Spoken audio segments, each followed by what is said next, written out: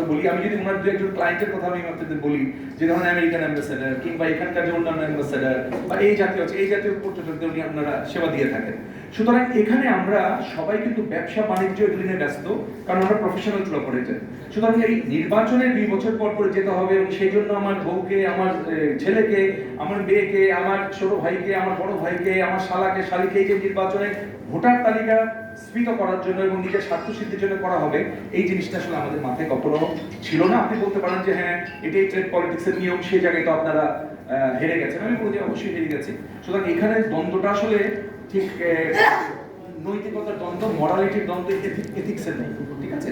আমি একটু অনুরোধ করি যে আমাদের একজন সদস্য, যে একজন খুব অ্যাক্টিভ সদস্য হওয়ার পরেও তাকে ক্লাবের সদস্য পদটা দেওয়া হয়নি। মনির ভাই, আপনি যদি একটু বলেন। স্বত্বাধিকারী আমার আরেকটা প্রতিষ্ঠান আছে, এসটিসি ট্যুরিজম ডাইরেক্টর। আমি ইনবাউন্ড আউটবাউন্ড ট্যুর করে থাকি এবং ডোমেস্টিক ট্যুর প্রতিনিয়ত করছি, এখনো করছি। তো প্রতি বছরই আমার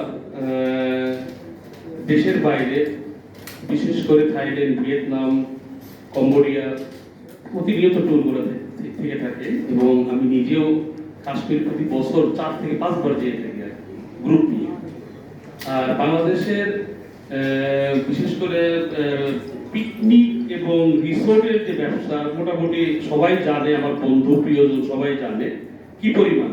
আমি বেঙ্গল গ্রুপের 8,000 10,000 লোকের পিকনিকের ইয়েগুলো করি, অনেক বড় বড় পিকনিকের ইভেন্ট করি, প্রায় 70টা 80 2-3 মাসেই করে থাকি আর কি, বিভিন্ন জাহাজের ইয়েগুলো করে থাকি। তো আমার দুঃখ যে আমি ট্যুর অপারেটর হতে পারতাম না, এটা হলো আমার দুঃখ।